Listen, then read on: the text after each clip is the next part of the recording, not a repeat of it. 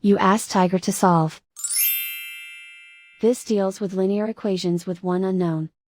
The final result is y equals -5/28. Let's solve it step by step.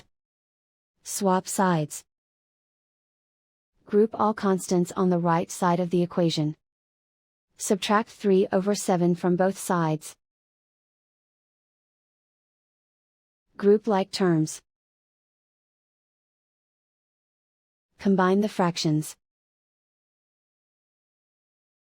Combine the numerators.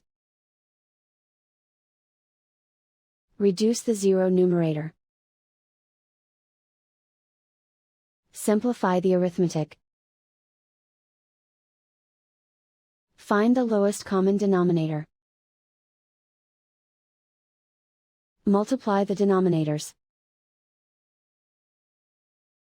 Multiply the numerators. Combine the fractions. Combine the numerators. And so the final result is y equals -5/28.